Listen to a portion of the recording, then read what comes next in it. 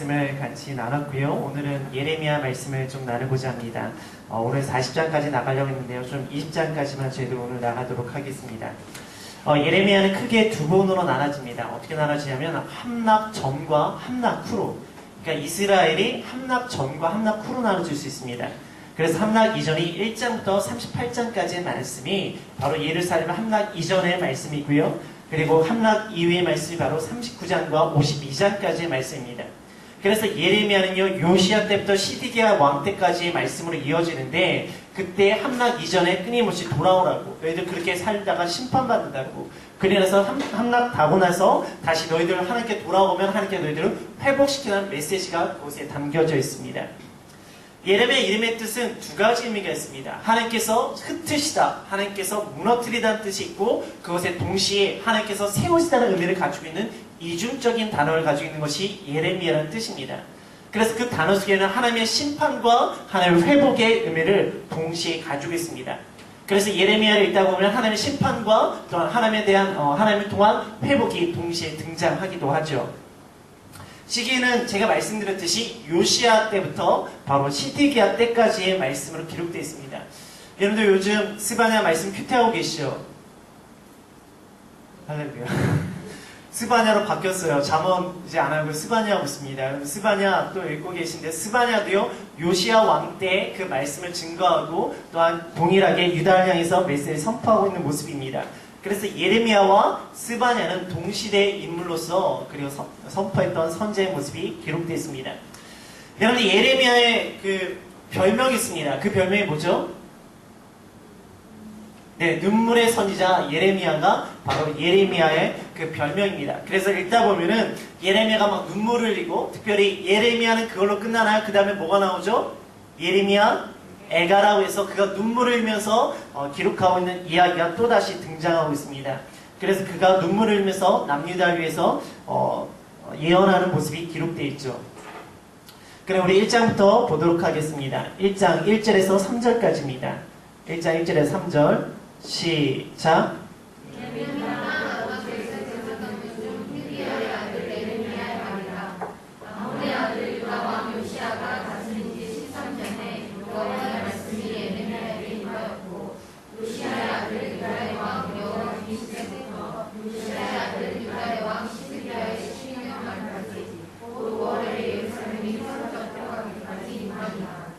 네, 1절에 아나돗 제사장 중 힐게의 아들이 바로 예레미야입니다.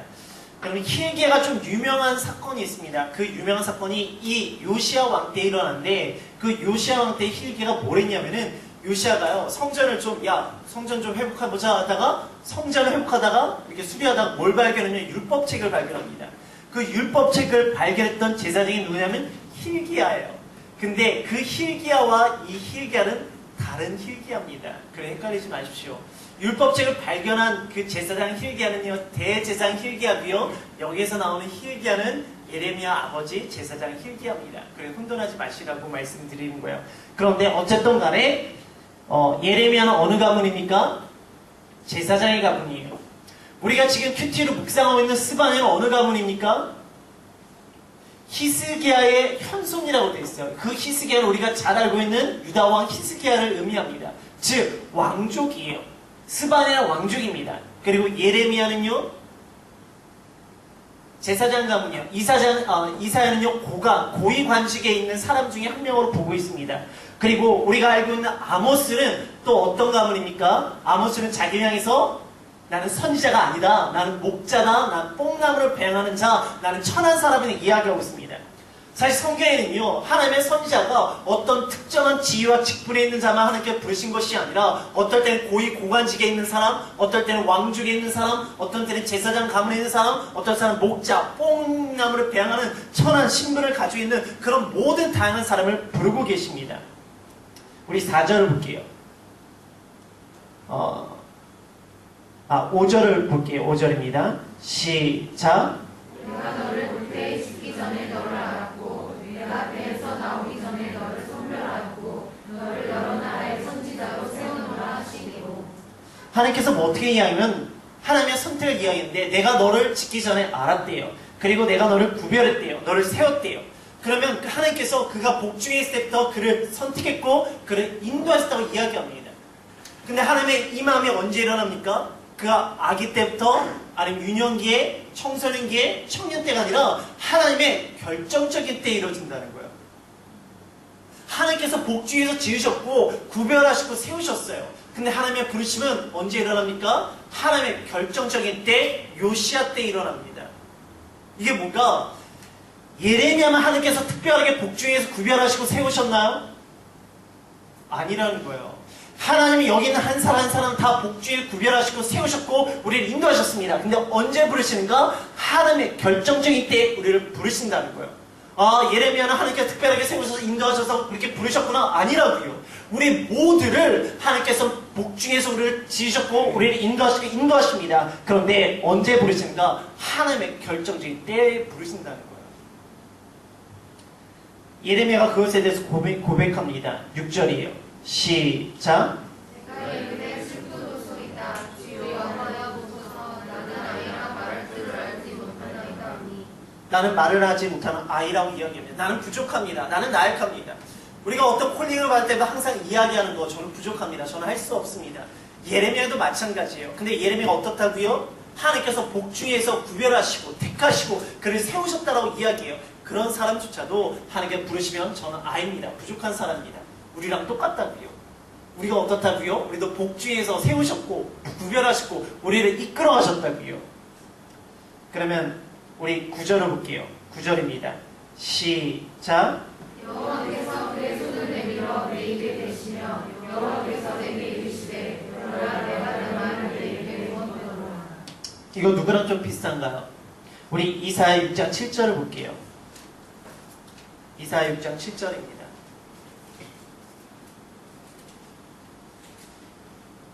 예레미야 1장 예레미야 소명장이에요. 그럼 이사야 6장은요 이사야의 소명장입니다. 이사야 6장 7절이에요. 같이 읽어볼까요? 시작. 그것을 내 입술에 대면 이르되 보라 이것이 내 입에 닿았으니 내 악이 제하여졌고 내 죄가 사하여졌느니라 하더라.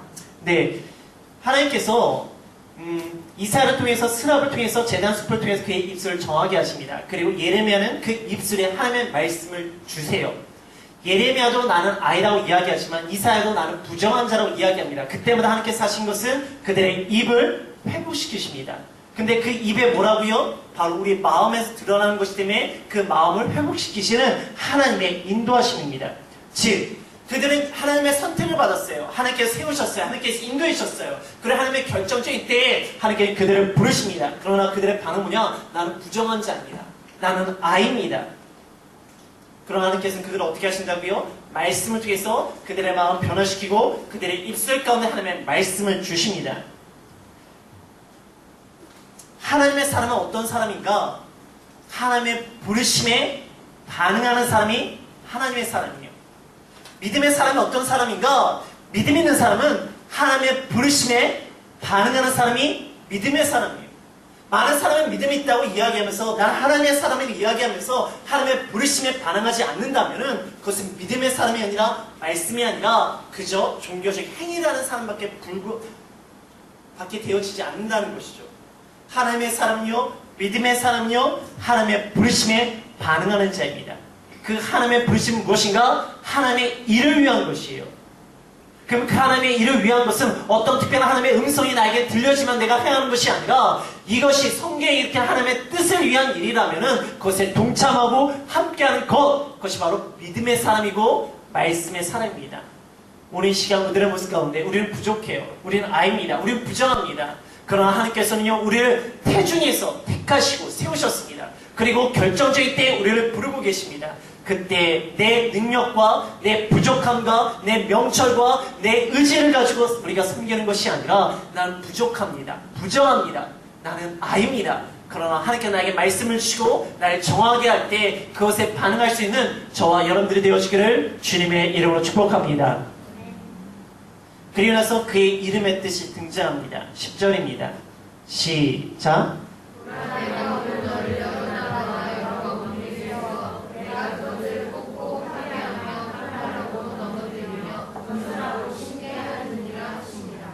예레미야가 두 가지 의미가 있다고 얘기했죠. 부서뜨리다, 깨뜨리다 라는 의미와 심다, 세우다는 의미가 두 가지 이중적인 의미를 가지고 있다고 했어요. 그래서 예레미야서에는 하나님의 심판과 하나님의 회복이 등장합니다. 그것이 바로 10절에 무대로 등장하고 있어요. 그것을 왜 의미하냐면 파괴하고 파멸한 다음에 넘어뜨려서 새롭게 그것을 세우시겠다. 그것이 바로 예레미야의 중심 핵심입니다. 그래서 이 10절이 예레미야의 이름의 뜻이기도 하면서 예레미야의 중심적인 주제예요. 그리고 나서 하나님께서 이제 예언을 하게 하십니다. 우리 11절과 일단 11절과 13절의 말씀을 같이 읽을게요. 11절과 13절입니다. 시작. 여호와의 말씀이 또 내게 임하니라. 이르시되 예레미야야 내가 무엇을 보느냐 하시매 내가 대답하되 내가 쌀을 떠난 가지를 보나이다. 여호와의 말씀이 다시 내게 임하니라. 이르시되 내가 무엇을 보느냐 대답하되 끓는 가마를 보나이다. 그 유명이 빛에서부터 이루어지나이다. 예레미야에서 두 가지 환상 중에 유명한 환상입니다. 바로 살구나무 가지에 대한 환상과 끓는 가마에 대한 환상입니다. 살구나무의 가지에 대한 환상은 12절에 다시 이렇게 이야기하고 있어요. 하나님께서 반드시 이것을 이루겠다. 이 심판을 이루겠다. 그리고 이 회복을 이루겠다는 그 하나님의 확증에 대한 말씀의 환상입니다. 그래서 끓는 가마 환상은 뭐냐면은 바벨론을 통해서 그들을 심판하시겠다는 그 예언의 말씀이 바로 13절의 말씀이에요. 근데 끓는 가마 환상은요, 사실 우리가 에스겔 말씀을 큐티를 했었죠. 할렐루야. 에스겔 말씀을 저희들이 큐티를 했었어요. 그곳에서도 나옵니다. 우리 에스겔 24장을 볼게요. 에스겔 24장입니다. 에스겔 24장 1절에서 14절까지가 끓는 가마에 대한 내용인데 구체적인 내용이 10절과 11절에 등장합니다. 에스겔 24장 10절과 11절입니다. 시작. 나무를 많이 쌓고 불을 피워 그 고기를 삶아 녹이고 국물을 졸이고 그 뼈를 태우고 가마에 내는 소리를 여호와께 듣게 하며 그 가마의 구슬을 밟아서 그 속에 더러운 것을 들게 하며 눈기술을 들게 하라. 그래서 하나님께서 말씀하신 그 끓는 가마 환상을 통해서 그 가마도 없애지만 그곳에 있는 고기들을 다 없애버리겠다고 그래서 다 멸절시키겠다는 메시지입니다. 그것이 바로 이스라엘 향한 심판의 메시지예요. 근데 왜 예레미야도 끓는 가마를 보고 에스겔도 끓는 가마를 보는가? 그 이유가 있어요. 우리 에스겔 11장 3절을 볼게요. 에스겔 11장 3절입니다.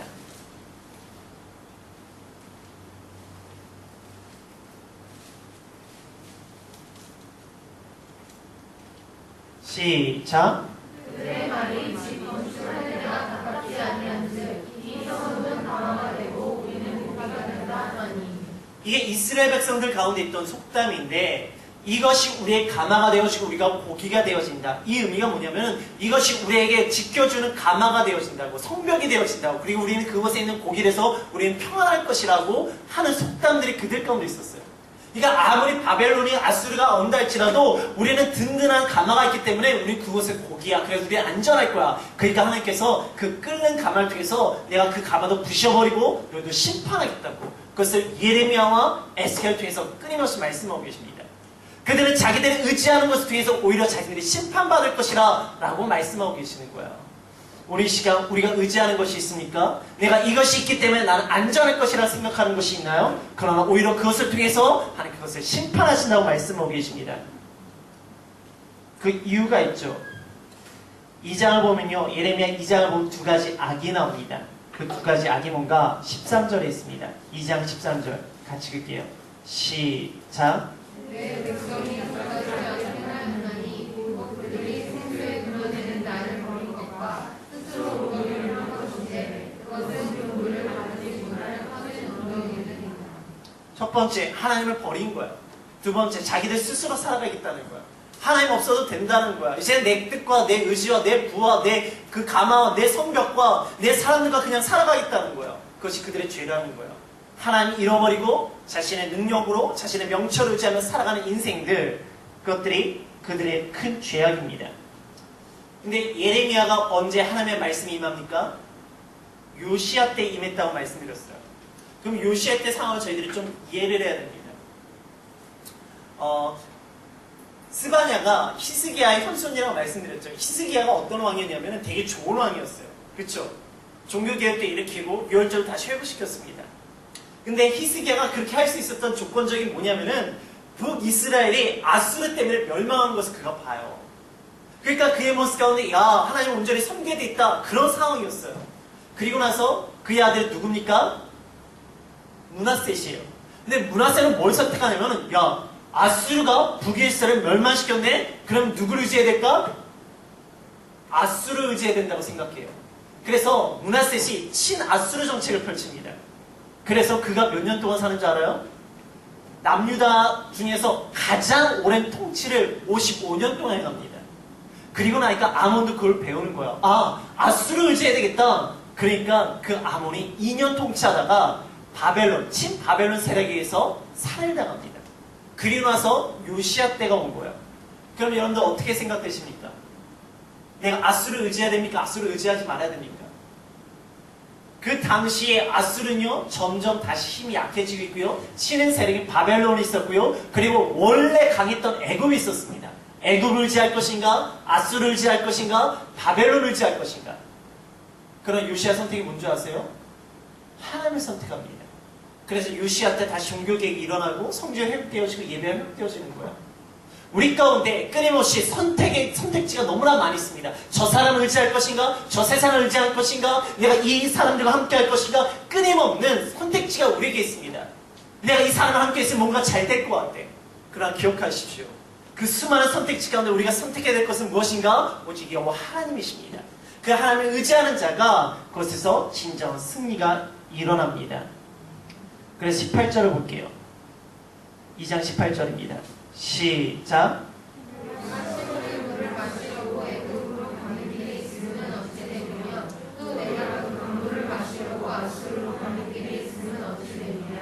그들이 애굽으로 가려고 하기도 하고 아수르로 가려고 하기도 하는 상황, 그들이 사람을 의지하려는 상황들이 있습니다.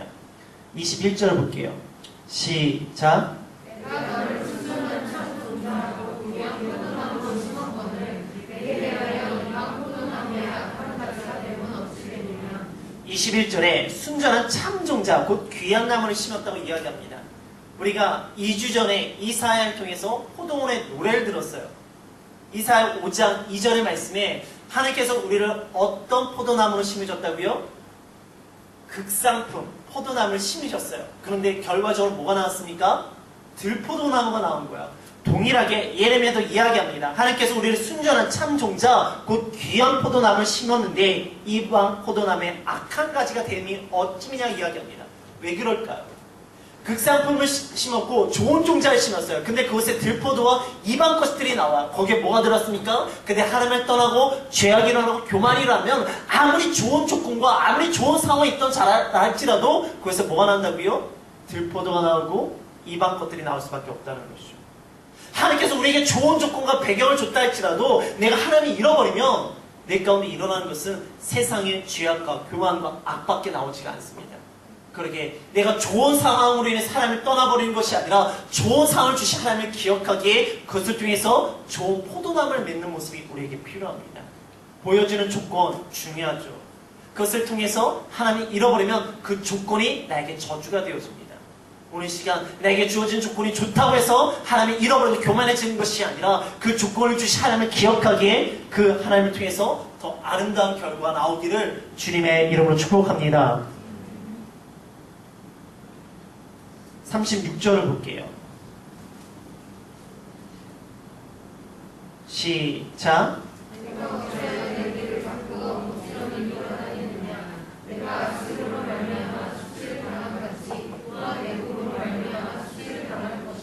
이렇게 되는 거예요. 하나님께서 이스라엘 백성을 어떻게 했습니까? 출애굽시키셨어요. 40일 동안 광야 생활에서 구름기둥과 불기둥을 인도하셨어요. 그리고 가나안 땅, 그 약속의 땅, 적과 꿀이는 땅을 들어가게 하셨어요. 좋은 조건이에요. 근데 결론적으로 그들은 이방 나라에게 수치를 당하는 자들이 되어집니다. 그래서 3장을 보면요. 20절과 22절을 보면 음란한 이스라엘과 그들을 향해서 돌아오는 하나님의 메시지가 등장합니다. 그리고 4장으로 넘어갈게요. 그들을 향해서 돌아오라고 이야기한다. 어떻게 돌아오라고 이야기하는가? 4장 4절입니다. 시작. 유다인과 예루살렘 주민들아 너희는 스스로 하나님을 만나여 너희 마음을 가죽을 빼고 나 여호와께 속하라. 그리하면 너희 악행으로 말미암아 내가 누가 불같이 일어났으니 그것을 쓸데가 없으리라. 지금 4절에 뭐라고 얘기하냐면은 너희는 스스로 할례를 너희 마음 가지고 베어내래요. 단순히 표피를 남자의 성계 표피를 베어내는 육체적인 할례를 말하는 것이 아니라 너희들의 마음의 가죽을 그 지금 교만과 세상의 죄악으로 단단해진 너희들의 마음의 교만을 떼어내고 그리고 나서 돌아오라고 이야기하고 있는 거야. 우리 요엘 3장 13절의 말씀을 같이 읽을게요. 우리 PPT로 뜨니까 같이 읽을게요. 요엘 3장 13절입니다. 시작. 너희는 낯을 쓰라 무식이 이것도다 와서 밟을지어다 포도주 틀이 가득히 차고 포도주 독이 넘치니 내 악이 크니로다. 잠시만요.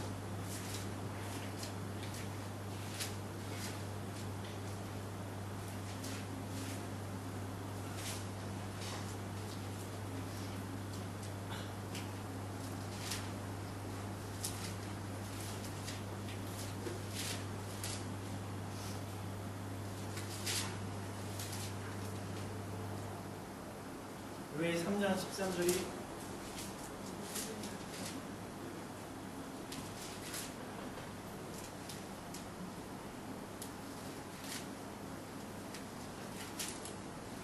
이 말씀이 아닌데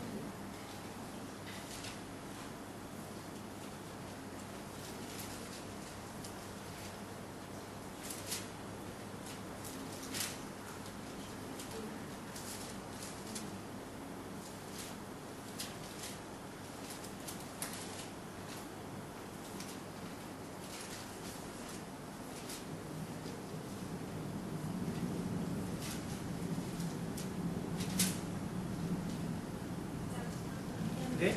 2장 13절인가요? 죄송합니다. 2장 13절이래요. 아, 네. 2장 13절이에요. 죄송해요. 2장 13절로 읽어볼게요. 시작. 너희는 옷을 찢지 말고 마음을 비우고 너희 하나님 여호와께로 돌아올지어다. 그는 은혜로우시며 자비로우시며 노하기를 더디하시며 인내가 크시사 뜻을 돌이켜 재앙을 내리지 아니하시나니. 우리는 옷을 찢지 말고 마음을 칠래요. 그래야지만 그렇게 돌아올 때 하나님께서 우리를 은혜롭고 자비로우시며 노하기를 더디하시며 인애가 크신 하나님께서 우리로 하여금 재앙을 내리지 아니하신다고 말씀하세요. 그게 쉽게 말해서 우리가 회개합니다. 이게 뭔가요? 눈물을 흘리고 아 내가 회개했습니다. 그래서 가슴이 후련합니다. 그게 회개가 아니에요. 회개는요 내 가슴을 찢는 거예요. 내 가죽에 내 여기 있는 견고한 그 가죽 같은 교만함과 내 생각과 내 감정들을 찢어버리고 하나님께 돌이키는 거예요. 근데 우리가 회개할 때 아 은혜 받았어요. 아 감동 받았어요. 그래 눈물 흘렸어요. 아 내가 회개했어요. 그럼 이제 후련해요. 그게 회개가 아닙니다. 회개는 뭔지 알아요? 회개는 감동이 아니라 행동이에요. 단순히 눈물로 끝나는 것이 아니라 돌이키는 것이 행동입니다. 근데 많은 사람들이 내가 회개해서 감동받았어요. 눈물 흘렸어요. 그럼 내가 회개했어요. 그게 아니라고요. 회개는요 감동이 아니라 행동이에요. 돌이켜야지 돼요. 그래서 뭐라고 이야기하는가? 14절을 이야기합니다. 예레미야 4장 14절이에요. 4장 14절 시작.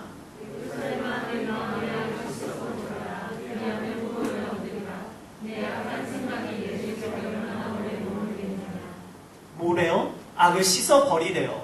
악에서 떠나버리라는 거예요. 그리고 그것에서 끝나는 게 아니라 악이 어떻게 돼야 된다고요? 내 속에서 머물게 하지 말라고 이야기합니다.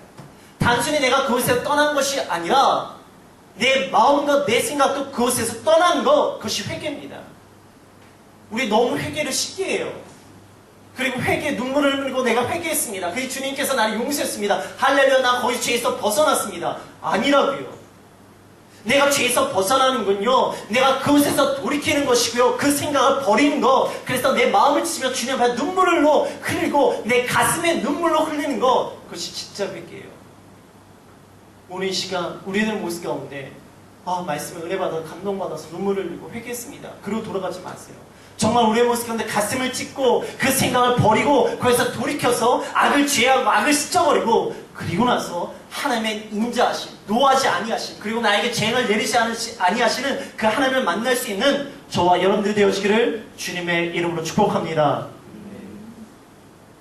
우리 19절을 볼게요. 4장 19절입니다. 시작.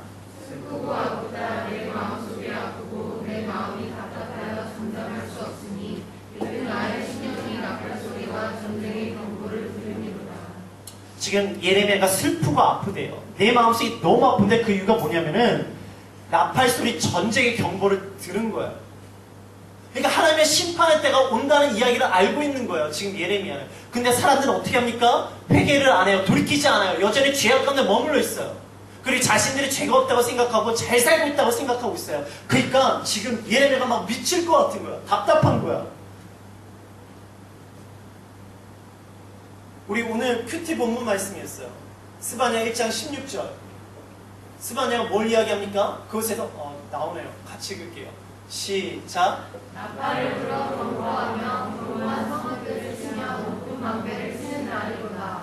성경에서 나팔은요 사실 민수에게 가장 먼저 나옵니다. 거기서 나올 때는 사람들을 회중을 모을 때 쓰는 거예요. 그리고 이동할 때 씁니다. 그리고 예배를 드릴 때 썼어요.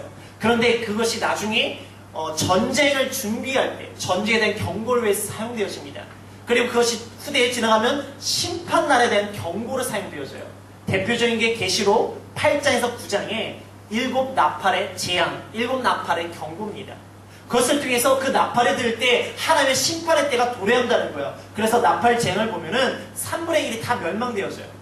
뭐 강물도 3분의 1, 바다도 3분의 1, 땅도 3분의 1, 사람도 3분의 1. 그리고 나서 7 대접의 심판으로 넘어갑니다. 대접이 되면은 다 심판이에요. 모든 게 다 멸망입니다. 그러니까 지금 예레미야는 그 나팔 경보를 들은 거예요. 아, 이제 곧 심판하겠구나. 근데 사람들은 여전히 죄악 가운데 있는 거예요. 그럼 얼마나 답답하겠어요. 지금요, 우리 가운데 나팔 경보가 임했어요. 여러분 지금 세상을 보십시오. 땅과 바다와 강물과 사람들의 모습을 보십시오. 끊임없이 전쟁의 소리가 일어나고 죽임이 일어나고 땅은 황폐해져 가고 있고 그리고 바다는 오염되어 가고 있고 해와 달과 별들이 빛이 일어나오며 공기가 타락해지고 있어요. 그럼 우리가 분별할 줄 알아야죠. 아, 하나님 때가 오고 있구나. 오늘 말씀 가운데 여호와의 날이 올 때 어떻게 소리를 낸다고요? 가깝고 가깝다가 이런 소리 내면서 온다고 이야기하잖아요. 사도 바울이 뭐라고 얘기합니까? 여호와의 때가 어떻게 온다고요? 도적같이 온다고요. 베드로에서 베드로가 뭐라고 얘기합니까? 똑같이 도적같이 온다고 이야기합니다. 사도 요한도 요한계시록 똑같이 도적같이 임한다고 이야기하고 있어요. 도적같이 임해요. 그러면 어떻게 하라고요? 깨어 근신하라고 이야기하잖아요. 깨어서 내가 부끄러우면 옷을 입지 말자라고 이야기하잖아요. 그리고 그때를 간절히 사모하며 기다리라고 이야기하고 있어요. 우리 모습 가운데 지금 이 시대를 분별하기 원합니다. 그리고 정말로 경고의 나팔 소리를 듣고 우리 가운데 예레미야 같은 아픔과 답답함으로 정말 이 세상에서 그리고 주변에 있는 사람들에게 지금 이럴 때가 아니라고 주님께 돌이켜야 될 때라고 우리가 정말로 그냥 눈물의 회개로 끝나는 것이 아니라 가슴을 찢으며 가슴에서 나오는 눈물로 하나님께 돌이키는 회개가 일어나야 된다고. 이 시대를 분별할 수 있는 영이 일어나기를 주님의 이름으로 축복합니다. 5장을 볼게요. 5장 1절입니다. 5장 1절 시작. 너희는 예루살렘 거리로 빨리 다니며 그 넓은 거리에 싹 찾아보고하라. 너희가 많은 예기를 행하며 진리를 구하는 자를 한사람이나 찾으며 내가 이성을 용서하리라. 이거 사실 이제 이번 주에 지난주에 박준영 목사님께서 하셨던 메시지 중에 한 사람이에요. 한 사람을 찾으시는 하나님입니다. 한 사람이라도 찾으면 내가 이성을 용서하지 않겠다고 말씀하셨어요. 여러분 창세기 18장 23절에 32절에 보면은 우리가 잘 알고 있는 뭐가 나옵니까? 소돔과 고모라 땅을 향한 아브라함의 중보기도의 모습이 나옵니다. 아브라함이 몇 번 기도합니까? 6번 기도해요. 50, 45, 40, 30, 20, 10 해서 6번 기도합니다. 그러면 하나님께서 5명 있으면 그 땅을 멸하지 않을까요? 했을까요? 5명 있으면 하나님께서 그 땅을 멸했을까요? 멸하지 않았을까요? 이 말씀대로 한다면 모르시겠어요? 이 말씀대로 한다면 한 사람 있으면 그 사람을 멸하지 아니하신다고 말씀하시잖아요. 그러면 3사람이 있으면 한 사람이 있으면 아브라함이 참 귀해요. 귀한데 답답한 것 중에 하나가 왜 10사람이 멈췄냐라는 거예요. 한 사람이라도 있으면 그 상황을 회복시킬 수 있었을 텐데. 그러나 또 하나 답답한 거 아브라함이 왜 기도 안 하고 그냥 자기 집으로 가서 누워버려요. 왜 기도는 하고 찾을 생각은 안 하고 그들을 설득해서 믿음으로 돌이킬 생각은 안 하냐고요. 지금 우리들의 현실적인 모습이 뭔지 아십니까? 우리가 이 세상을 위해서 하나님 우리를 용서해달라고 이 땅을 회복시켜달라고 기도하면 끝나요. 그러고 나서 그냥 세상으로도 동일하게 들어갑니다. 기도해야 됩니다. 그러나 기도하는 것을 포기하는 것이 아니라 끝까지 해야 되고요. 기도하고 나서 우리가 예수 그리스도를 증거하고 하나님의 나라에 대해서 이해하게 됩니다. 근데 민족과 나라와 우리가 교회를 위해서 기도하지만 그 기도의 자리를 떠나는 순간 우리는 동일하게 세상의 모습으로 살아가고 기도를 포기하고 있는 모습이 있어요. 하나님께서 우리에게 귀한 특권과 의무와 권리를 주었습니다. 그것이 중보기도예요. 우리의 모습 가운데 정말 한 사람을 찾고자 하는 우리의 모습이 일어나기 원하고 또한 내가 그 한 사람이 되어지기 원합니다. 그 한 사람을 통하여 이곳에 모여있는 자들이 예배가 일어나고요. 그 한 사람을 통한 예배를 통하여 이 땅을 변화시키는 그 하나님을 보기 원합니다. 그리고 하나님께 돌아온 역사들이 일어나기 원합니다. 지금 시작 그 한 사람이 저와 여러분들이 되어지기를 주님의 이름으로 축복합니다. 우리 에스겔 22장 30절도 볼게요. 에스겔 22장 30절입니다.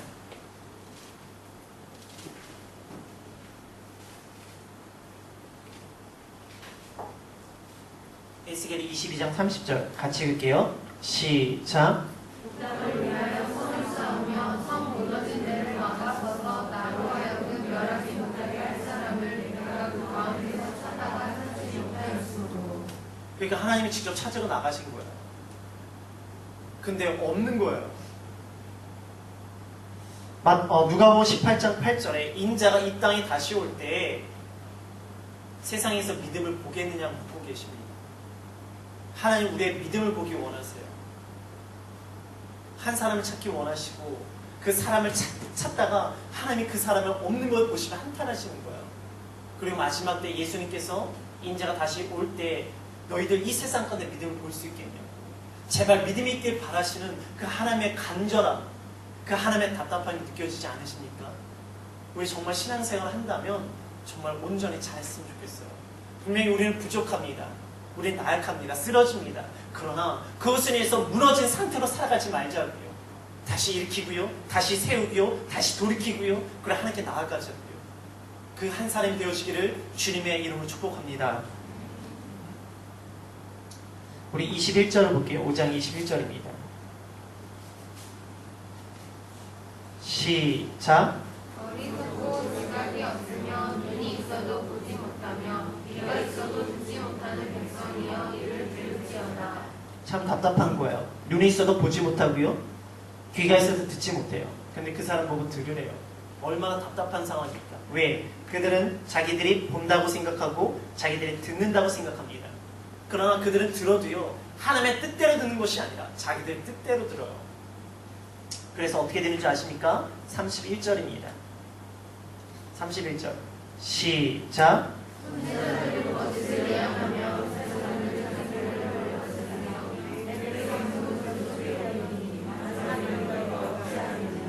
이렇게 되는 거예요. 거짓을 들어도 좋아하는 거야. 잘못된 것을 들어도 좋아하는 거야. 이것이 좋은 거라고 이야기를 합니다. 그래서 6장 10절을 다시 말씀하세요. 6장 10절입니다. 시작. 내가 누구에게 말하면 누구에게 용서하지 아니하고 그러나 누가 나를 정죄하였으므로 듣지 못하는구나. 그러나 여호와의 말씀을 그에게 찾으되 입으로 여기고 이를 주의하지 아니하니. 어떻게 되냐면은 그들이 할례를 해야 되는데 여기에 뭐가 있냐면 교만함과 자기의 의와 자기의 생각으로 하나님의 말씀을 온전히 듣지 못하는 거예요. 그래서 하나님께서 그 귀에도 할례를 하라고 그것에 있는 잘못된 것들을 베어내버리고 안 그러면은 말씀을 들어도 어떻게 된다고요? 나에게 욕하고 비난하고 비판하는 소리로밖에 듣지 않고 그 말씀 때문에 상처받았다고 내가 시험 들었다고 그런 모습이 우리 가운데 일어난다는 말씀을 하고 계시는 거예요. 내 뜻과 내 감정과 내 마음에 들지 않는다고 이것이 잘못된 것이라고 이야기하는 모습이 우리 가운데 일어난다라고 말씀하고 계세요. 사실 이것이 구약시대에 있던 사람들의 모습으로 끝납니까? 아니라고요. 우리 시대에 얼마나 이런 말들을 많이 하는 사람들이 있지 않습니까? 우리들의 모습은 내 생각과 내 마음에 들지 않는다고 이것을 나에게 상처 준다고 시험 들었다고 이야기하는 사람들이 너무 많아요. 근데요 하나님께서 그들을 어떻게 하신다 이야기하냐면 14절을 볼게요. 6장 14절입니다. 시작. 그들이 내 백성의 성전을 가볍게 여기면서 말하기를 평강하다 평강하다 평강이 없나다. 평강하다는 이야기만 듣고 싶은 거야. 잘하고 있어. 너 훌륭해. 회복되어질 거야. 너 사랑이 넘쳐. 너 잘하고 있어. 너 믿음이 좋구나. 그런 이야기만 듣고 싶은 거야. 그런데 하나님께서 말씀하는 게 뭐냐? 평강이 없다고. 거기에는 사랑이 없다고. 거기에는 믿음이 없다고 말씀하고 계세요. 17절을 볼게요. 시작. 내가 또 너희를 맹수를 세웠으니 나팔 소리를 들으라. 너희의 대답이 우리는 듣지 않겠노라 하였도다. 하나님의 말씀에 파수꾼을 세웠지만 그들은 우리는 듣지 않겠다는 거야. 들을 필요가 없다는 거야. 듣고 싶지 않다는 거예요. 그래서 하나님께서 이야기하십니다. 20절입니다. 시작. 시간에서 이리언과 먼 곳에서 형품을 내게로 가져오는 어찌 아니냐. 나는 그들의 번제를 받지 아니하며 그들의 생명을 밝게 여기지 않냐. 하나님께 그런 예배 안 받으시겠다고요. 너희들이 와가지고 예배를 드리지만 너희들은 들을 마음도 없고 들을 행동 돌이킬 마음도 없지 않냐.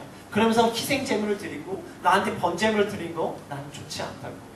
이것이 누구와 또 동일합니까? 이건 선지서 가운데 계속 나오는 내용이에요. 사실 아모스에도 나오고요, 요엘서에도 나오는 내용들이에요. 그리고 그렇지만 우리가 최근에 들었던 말씀 이사야 1장 우리 11절과 14절 우리 같이 읽어볼까요? 시작.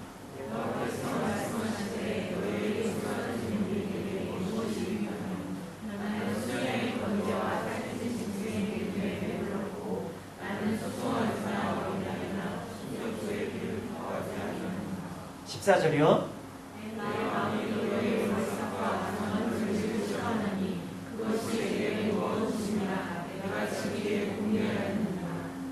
이렇게 되는 거라고요. 하나님께서 싫으시다고요. 7장 4절을 볼게요. 예레미야 7장 4절입니다. 시작.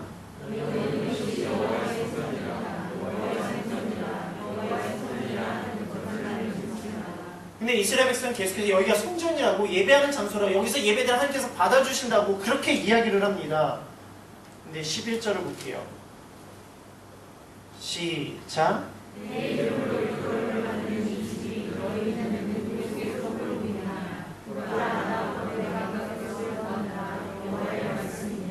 도둑의 속을 사실 이사야 56장 7절부터 볼게요. 이사야 56장 7절 시작.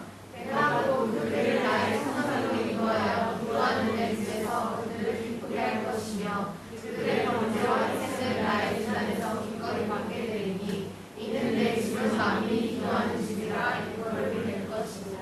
이사야 56장 내용은요 사실 회복의 내용으로 시작되어진 그 부분이에요. 회복이 되어지면 그 성전이 뭐가 되어진다고요? 만민이 기도하는 집이라고요. 그것은 이스라엘 백성들만 기도하는 집이 아니라 이방에 있는 모든 사람들이 만민이 기도하는 집이 되어집니다. 그것을 누가 또 이야기하시는가? 마태복음 21장 13절입니다. 같이 읽을게요. 시작.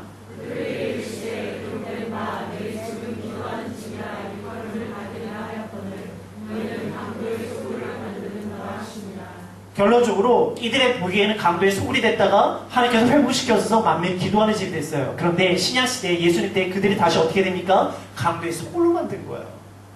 왜?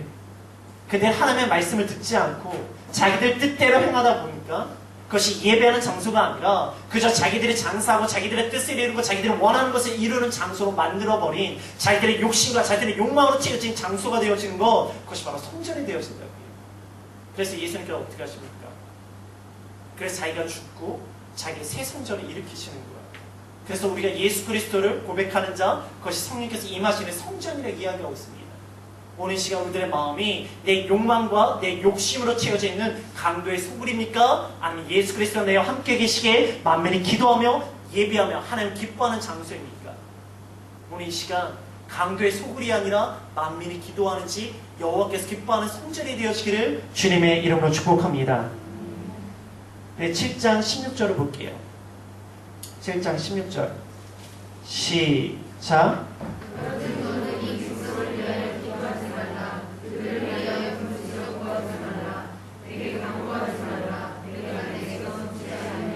이거 기도하지 말라요. 그 사람들 위해서. 그럼 예레미야가 얼마나 힘들겠습니까? 난 이 사람들 왜 기도하러 왔는데 하나님께서 그 사람들 왜 기도하지 말라고. 얼마나 하나님이 화가 났으면 그 사람들 왜 기도하지 말라고 같이 이야기하시겠어요. 네, 28절을 볼게요. 시작. 너네 그들에게 말하기를 너희는 너희 하나님 여호와의 목소리를 순종하지 아니하며 돈을 받지 아니하는 민족이라 지식이 없어 너희 입에서 끊어졌다는 뜻이라. 그래서 끊어지는 거예요. 근데 끊어지면 어떤 상황이 온가? 8장 3절입니다. 8장 3절을 볼게요. 시작. 이 양한 민족에 남아있는 자 무릎에 쫓겨나서 각처에 남아있는 자들이 사는 것보다 죽는 것을 원하리라. 만군의 여호와의 말씀이다. 사는 것보다 죽는 것을 원한대요. 왜? 너무 힘들고 너무 고통스럽기 때문에. 여러분 삶을 살아가다가 야 사는 것보다 죽는 게 낫다라고 생각되어질 때가 있죠. 지금 이스라엘 백성들이 하나님께 끊겨져서 그런 상황이 되어진다고 이야기를 합니다. 그런데 이거는 그래도 양호한 거예요. 진짜 심판의 때가 오면 어떻게 되는 줄 아십니까? 우리 계시록 9장 6절의 말씀을 같이 읽을게요. 계시록 9장 6절입니다. 시작.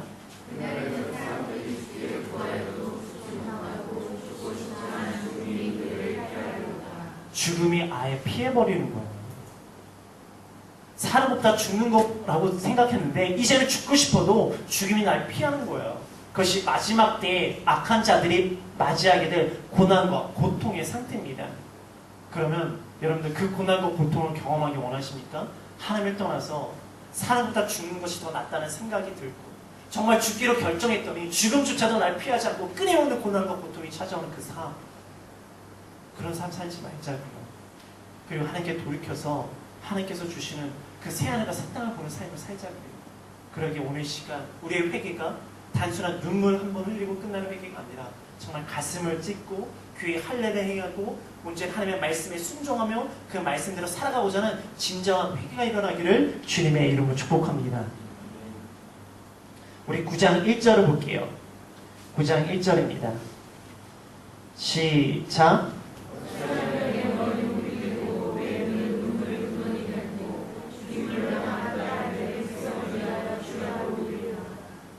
그런 모습을 봐야 될 예레미야가 눈물이 나는 거예요. 그래서 9장 1절이 대표적인 눈물의 선자 예레미야의 모습입니다. 그래 아픈 거예요. 우리 4절과 5절을 볼게요. 시작. 너희는 각각 이웃을 조심하며 어떤 흔들리지 믿지 말라. 형제가 와서 죽이며 이웃을 바다며 영원하라. 그들을 이웃을 속이며 자식을 말하지 않으며 그들의 혀로 거짓말을 가르치며 악을 행하게 시키거든. 여러분들 이 4절과 5절의 말씀을 잘 분별합니다. 너희는 각각 이웃을 조심하래요. 어떤 형제인지 믿지 말래요. 형제마다 완전히 속이며 이웃마다 다니며 비방한대요. 그래서 각기 이웃을 속이며 진실을 말하지 아니하고 그들의 혀로 거짓말을 가리켜 악을 행하게 한다는 거예요. 그러니까 사람들이 위로한다고 이야기하면서 자꾸 사람들의 감정을 부추겨서 미움의 감정, 분노의 감정, 갈등과 하나님의 말씀을 떠나게 하는 상황으로 우리를 몰아간다는 이야기입니다. 그런 사람들 우리가 조심해야 된다는 것을 이야기하고 있어요. 별거 아닌 걸 계속해서 오해하게 만들고 더 심각하게 만들고 그래서 상처 있게 만들고 그래서 미워하게 만들고 갈등하게 만들고 분열시키고 상처 있게 하는 것들을 분별하라고 이야기하고 있어요. 우리 23절과 24절입니다. 23절과 24절이에요. 시작. 여호와께서 이와 같이 말씀하시되 주의 오늘은 그의 지혜를 사랑하지 말라. 용사는 그의 용맹을 사랑하지 말라. 부자는 그의 구함을 사랑하지 말라. 사랑하는 자는 이웃을 사랑하느니 곧 용서하여 나를 아는 것과 나 여호와는 사랑과 정의와 공의를 땅에 행하는 자인 줄 깨닫는 것이라. 나는 이 일을 기뻐하노라. 여호와의 말씀이니라. 죄송합니다. 그 전에 먼저 8절을 읽을게요. 8절. 9장 8절입니다. 시작. 그들의 영을 죽이는 화살이라. 거짓을 말하며 입으로는 이웃에게 평화를 말하나 마음으로는 해를 꾸미는도다. 그러니까 그런 사람의 특징은 죽이는 화살이래요. 거짓을 말하며 입으로는 그 이웃에게 평화를 말하나 마음으로는 해를 꾸미는 자예요. 그래서 잘 분별해야 된다고요.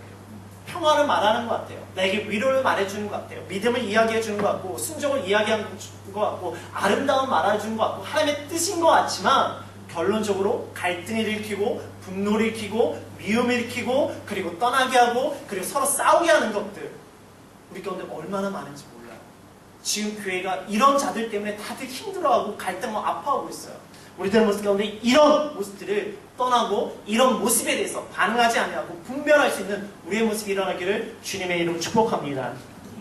23절 24절 그 내용이 거기서 자신의 지혜, 용매, 부를 자랑하지 말래요. 누구를 의지하라고 이야기합니까? 여호와 하나님만 의지하라고. 자신이 가지고 있는 것 자랑하지 말고 그것들을 의지하지 말고 여호와 하나님만을 의지하라고. 그럴 때 우리가 그것들에 반응하지 않고 하나님의 말씀 가운데 온전히 설 수 있습니다. 왜? 10장 10절이에요. 10장 10절 시작. 오직 여호와는 사랑하는 분이시고 살아계신 하나님이시고 영원한 왕이시라. 그 진노하심에 땅이 진동하며 그 분노하심을 이방이 능히 당하지 못하느니라. 왜 우리가 하나님을 아는 것과 하나님과 관계하는 것과 그 하나님의 명철과 인애와 공평과 정직으로 살아야 되는가? 그것이 10절에 여호와는 참 하나님이요 살아계신 하나님이요 영원한 왕이시기 때문입니다. 그분은 변함이 없으신 거예요. 그분이 참하시다는 거예요. 그러기에 사람들의 말이나 세상의 소리나 그런 논리에 흔들린 것이 아니라 그 하나님의 말씀으로 돌아가야 됩니다. 근데 하나님의 말씀을 듣지 않고 자꾸 사람들의 이야기로만 판단하고 정죄하고 비판하고 그리고 그것을 쫓아가려고 그런 모습이 있어요. 하나님의 말씀으로 돌아가야 됩니다. 11장 21절에서 22절입니다. 11장 21절에서 22절이에요. 시작.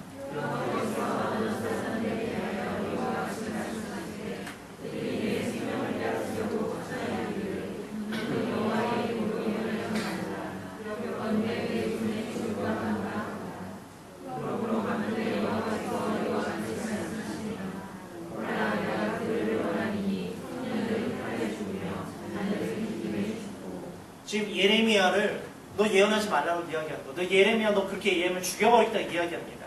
그래서 하나님께서 그런 자들을 심판하시다고 말씀하세요. 그런데 지금 그 심판은 조금 더 기다리세요. 왜? 그들이 돌이키기 원하시기 때문에. 그러면 예레미야가 얼마나 힘들겠어요. 그래서 12장 1절과 2절을 볼게요. 12장 1절과 2절입니다. 시작.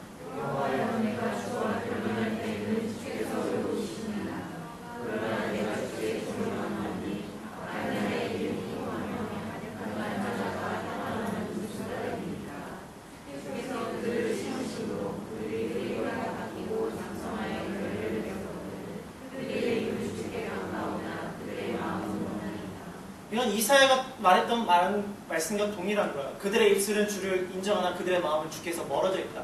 동일하게 이야기합니다. 그러면서 이 얘기는 뭐냐? 악인의 형통함이에요. 그들은 믿음을 이야기합니다. 그들은 말씀을 이야기합니다. 그러나 그들 가운데 뭐가 있는가? 미움과 악이 있어요. 여호와 말씀에 떠난 삶이 있어요. 그래서 예레미야를 끊임없이 괴롭히는 거야. 너 그거 하나님의 뜻이 아니야. 그런 말 전하지 마. 넌 그럼 왜 그런 말 하니? 라고 하면 예레미야를 괴롭힙니다. 그러면서 우리가 원하는 말 해달라고. 그것이 하나님의 뜻이라고. 이렇게 해야 된다고. 그런데 문제는 뭐냐? 하나님의 뜻대로 전하고 있는 예레미야는요. 고난과 고통을 당합니다. 근데 그렇게 말하고 있는 사람은 평안하고 잘 살아가는 거야. 그러니까 예레미야가 얼마나 답답하겠어요. 아니 나는 하나님의 뜻대로 살아가는데 오히려 하나님의 뜻대로 살아가지 않고 자기도 교만한 대로 살아가면서 이것이 말씀이 이것이 신앙이 이야기하는 사람은 잘 살아가요. 그러니까 얼마나 그 예레미야 마음 가운데 힘듦이 있겠어요. 그 악인의 형통을 보면서.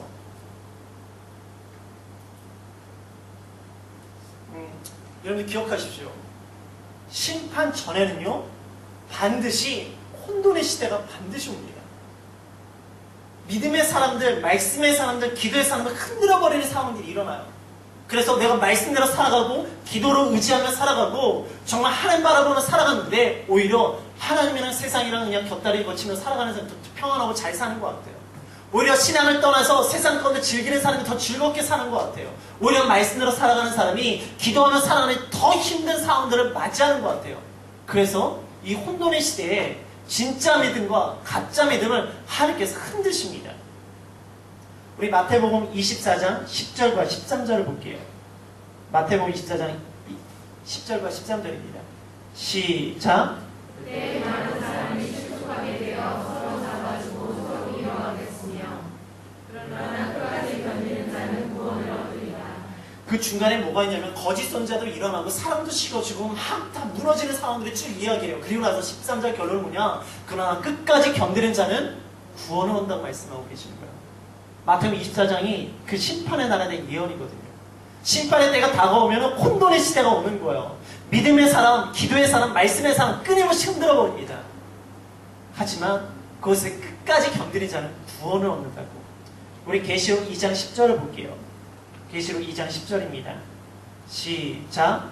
너는 장차 받을 고난을 두려워하지 말라. 울지어다. 너희가 장차 너희 가운데서 몇 사람을 오게 던져 시험을 받게 하리니 너희가 10일 동안 환난을 받으리라. 내가 죽도록 충성하라. 그리하면 내가 생명의 영광을 그에게 주리라. 어떻게 한다고요? 죽도록 충성하라고요. 우리에게 장차 고난이 온다는 걸 항상 말씀하고 계십니다. 요즘 신앙생활하기가 편한 시대입니까? 신앙생활 참하기 어려운 시대입니다. 그런데 이 신앙생활 어려운 시대는 반드시 올 수밖에 없는 것이라고 우리에게 말씀하고 계세요. 그래서 우리가 끝까지 견디는 자에게 뭐가 주신다고요? 우리에게 생명의 면류관을 주신다는 메시지입니다. 우리 마태복음 3장 12절을 볼게요. 마태복음 3장 12절입니다. 시작.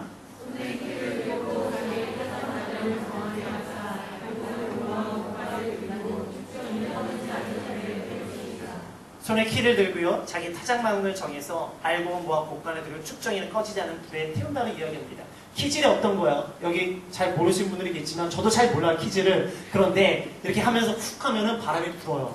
바람이 불 때 그 쭉정이는 날아가는 거고 알곡은 떨어지는 거예요. 이 바람이 뭡니까? 우리를 흔들어 버리는 시대가 온다는 거예요. 그래서 그 흔들 때 그것에 날아가는 자들은 그들은 불태워지는 거고 그래서 떨어지는 건 알곡이 돼서 창고에 들어간다는 거예요. 분명히 믿음 생활 어려운 시기가 찾아옵니다. 그리고 찾아오고 있고 우리가 그 시기 가운데 살아가고 있습니다. 교회가 부흥되지 않아서 답답함도 있지만 그 상황이 뭐냐면은 하나님의 심판의 때가 오는 것이고 우리가 그리스도인이라는 걸 드러냈을 때 사람들의 비난과 조롱이라는 건 힘들지만 그것은 마지막 때를 가고 있는 과정 가운데 일어난 사건일 수밖에 없어요. 그것을 우리가 흔들려야 되겠습니까? 세상에 맨날 말씀대로 사는데 왜 내가 되어지지 않습니까? 기도하는데 왜 그것이 이루어지지 않습니까? 그것 때문에 차라리 말씀 듣고 기도하는 것보다 세상에서 나아가는 것이 더 지혜롭겠습니다. 그래서 더 잘 사는 것 같아요. 맞아요. 지금 세상에 있는 사람이 더 잘 살아요. 혼돈의 시기가 오고 흔들림의 시기가 옵니다. 근데 기억하십시오. 하나님께 나에게 주셨던 은혜, 하나님께 나에게 주셨던 그 구원의 기쁨, 그 기쁨으로 나아가십시오. 혼돈의 시대에 흔들리지 마시고 정말 그 믿음을 붙잡기에 하나님의 창고에 거할 수 있는 저와 여러분들 되어지기를 주님의 이름으로 축복합니다. 잘 분별하세요. 혼돈의 시대입니다.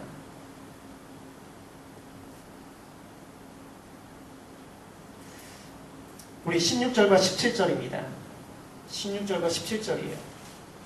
시작.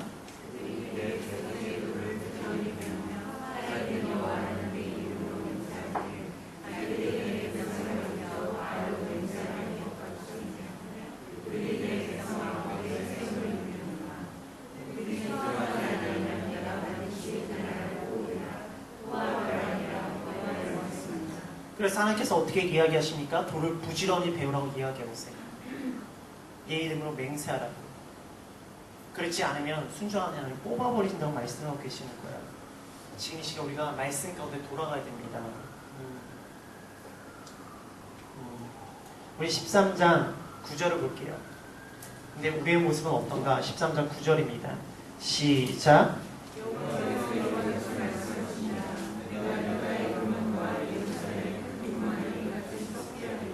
우리에게 교만함이 있어요. 그 교만함을 어떻게 표현하셨냐면 23절을 볼게요. 23절입니다. 시작.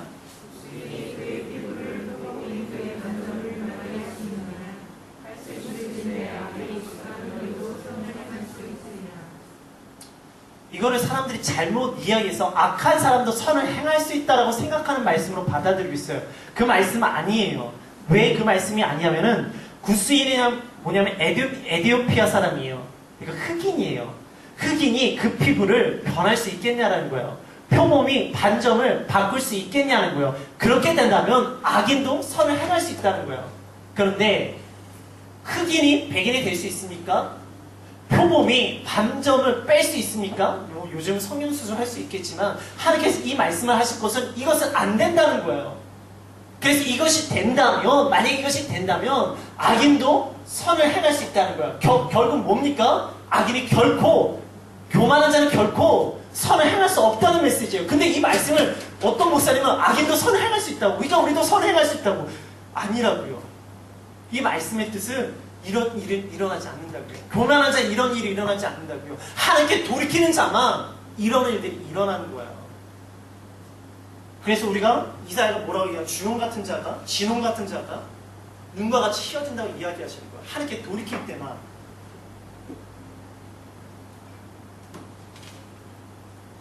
우리 14장 14절을 볼게요. 14장 14절입니다. 시작. 여호와께서 내게 이르시되 선지자들이 내 이름으로 거짓 예언을 하구나. 나는 그들을 보내지 아니하였고 그들에게 명령하거나 이르지 아니하였거늘. 그들이 거짓 계시와 점술과 헛된 것과 자기 마음의 거짓으로 너희에게 예언하는구나. 거짓 예언자들이 넘쳐나는 거야. 아, 평강 있고 뭐 사랑 있고 좋아 막 목대고 지금 이렇게 하면 우리 복 받고 살 거야. 그런 이야기들.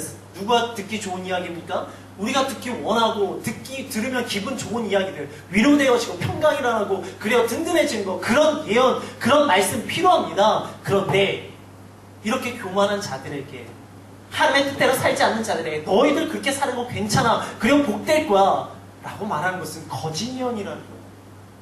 분명히 하나님께서 우리에게 복을 주십니다. 평강을 주십니다. 은혜를 주십니다. 그런데 그게 언제 일어난다고요? 우리가 귀에 할례를 행하고요, 우리의 마음에 가죽을 찢어버리고요, 우리가 정말로 단순한 감정의 눈물이 아니라 정말 돌이키는 눈물이 일어날 때, 그때 평강이 일어나는 거야.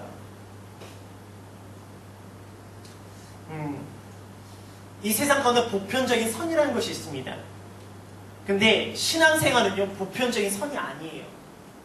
이 보편적인 선이라는 것은 사람들이 생각하고, 아, 이 정도는 선하고 이 정도는 괜찮지 않습니까? 좋지 않습니까? 좋은 게 좋은 거 아닙니까? 라고 생각하는 것들, 이게 보편적인 선이에요. 근데 사람들이 신앙생활을 보편적인 선으로 하려고 합니다. 그러나 신앙생활은 보편적인 선이 아니에요. 무슨 선입니까? 절대적인 선이에요. 그 절대적인 선이 누굽니까? 여호와 하나님이세요. 그래서 우리가 신앙생활은 하나님의 말씀으로 행해야 돼요. 근데 말씀을 잘 몰라요. 그냥 이렇게 하는 게 좋은 것이 아닙니까? 이렇게 하면 평화롭지 않습니까? 이렇게 하면 잘 살 수 있지 않습니까? 그렇게 보편적인 선으로 신앙생활하는 사람도 있어요. 아닙니다. 성경은요, 절대적인 선을 이야기합니다. 절대적인 선에 뭐가 있는지 아십니까? 우리 14절 다시 한번 읽어볼게요. 14장 14절. 시작. 여호와께서 내게 이르시되 선지자들이 내 이름으로 거짓 예언을 하도다. 나는 그들을 보내지 아니하였고 그들에게 명령하거나 이르지 아니하였거늘. 그들이 거짓 계시와 점술과 헛된 것과 자기 마음의 거짓으로 너희에게 예언하도다. 죄송합니다. 13절이에요. 죄송합니다. 시작.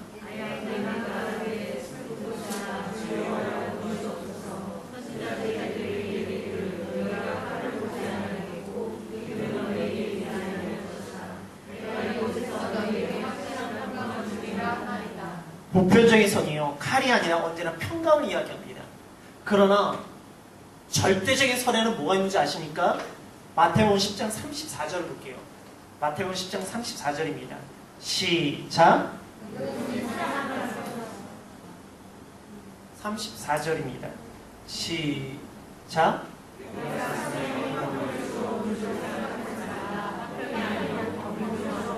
예수님께 이 땅에 무슨 왕으로 오십니까? 평강의 왕으로 오셨어요. 근데 예수님께서 그들에게 이야기하죠. 무엇입니까? 내가 세상에 화평을 주러 온 것이 아니라 뭘 주러 왔다고요? 검을 주러 왔다고 이야기하십니다. 뭡니까? 절대적인 선에는요, 뭐가 있는가? 평강과 검이 동시에 등장합니다. 예수님께서 누가복음 24장 36절도 볼게요. 누가복음 24장 36절입니다. 시작.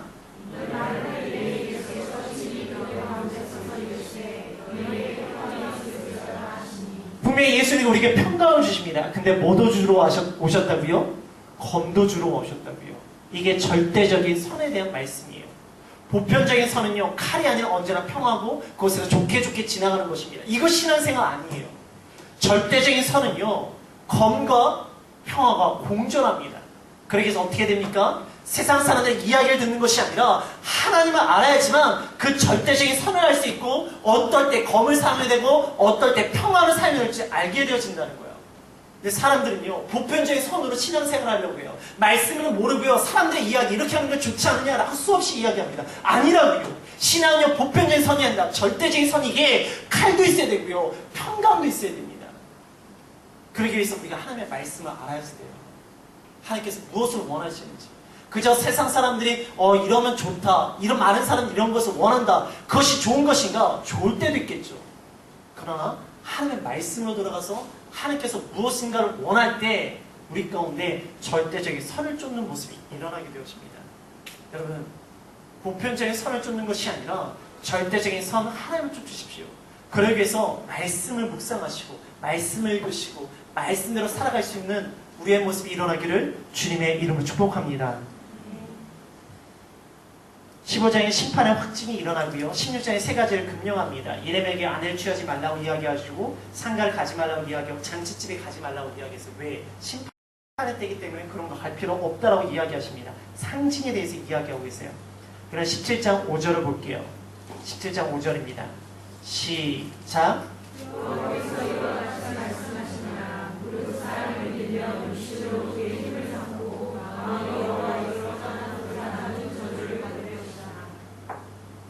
그래서 여기서 무릇 사람을 믿으며 육신으로 그의 힘을 삼고 마음이 여호와에게서 떠난 그 사람은 저주를 받는대요.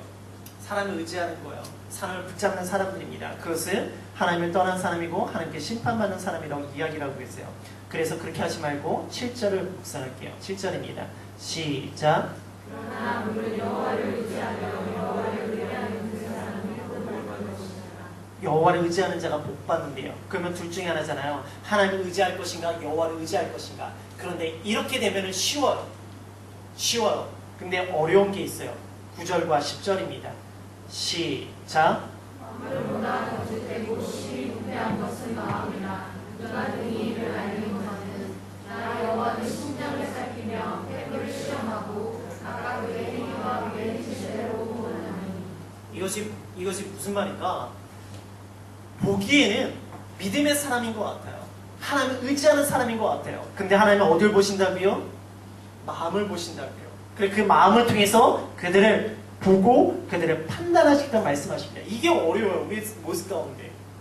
그냥 여호와, 그러니까 하나님 떠나서 그냥 세상을 의지하면은 그래, 저 사람은 세상을 의지하는 사람이지. 그래서 그 사람 좀 멀리 해야겠지. 그렇게 돼요. 근데 이 회색지대의 사람들이 우리 가운데 있어요. 저도 마찬가지예요. 그것이 힘들어요. 내가 정말 하나님을 의지하고 하나님의 말씀을 선포하지만 내 가슴에는 악이 있고 미움이 있고 분노가 있고 그리고 교만함이 있는 모습들. 그것을 통해서 하나님께서 이야기하시면 너의 입술에 말씀을 이야기하고 믿음을 이야기하고 순종을 이야기하고 겸손을 이야기하지만 나는 너의 중심을 본다. 그것을 통해서 내가 너를 판단하겠다고 말씀하고 있어요. 우리가 그것들을 잘 분별해야 됩니다. 내 자신도 분별해야 돼요. 특별히 내 자신을 더욱더 분별해야 합니다.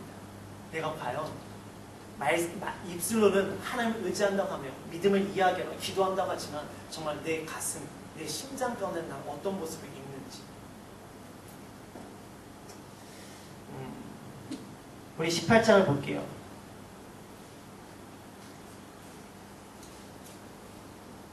18장에 그들의 모습, 그 회색지대에 있는 모습들이 드러납니다. 18장 18절이요. 시작.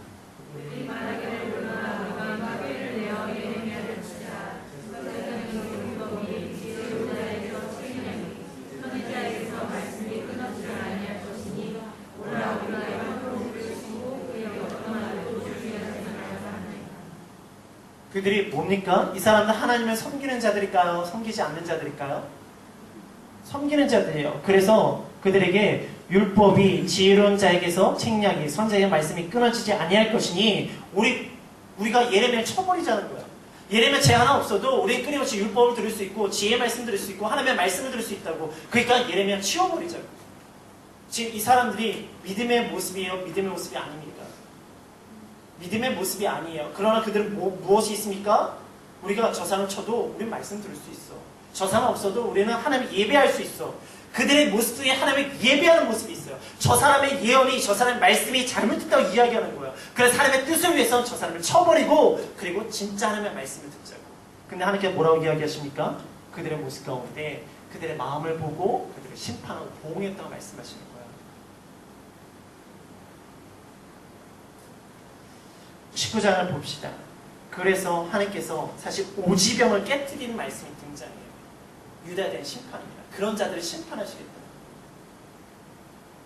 입술로 하나님을 섬기고 하나님을 예배한다고 하지만 정말 하나님의 사람들을 괴롭히고 힘들고 그를 쫓아냈던 그 자들을 하나님께서 심판하신다고 말씀하고 계시는 거예요. 그래서 20장 1절과 2절 볼게요. 20장 1절과 2절입니다. 시작.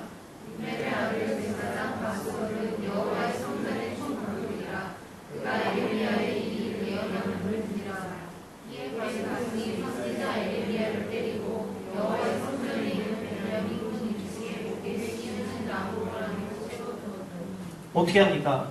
때려요. 착고에 채워버립니다. 예레미야를. 누가? 하나님의 백성인 유다의 리더십들이 이 일을 행하는 거예요. 그래서 9절 볼게요. 9절 시작.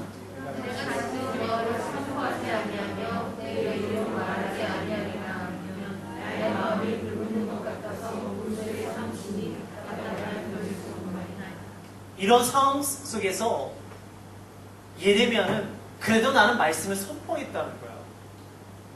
저는 예레미야가 너무 귀해요.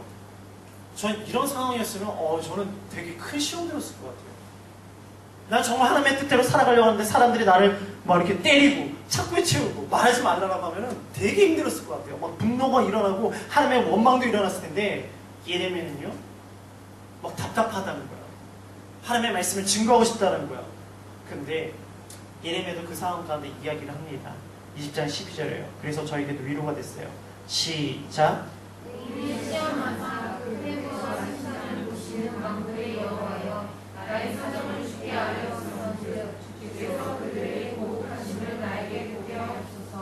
그들을 보복하게 하는 것을 나에게 보게 해달라고 이야기합니다. 하나님 그들의 심장을 보시고 그들의 중심을 보시고 그들의 잘못된 것이 있다면 그들을 심판해달라고. 그러나서 14절을 볼게요. 14절과 18절입니다. 시작.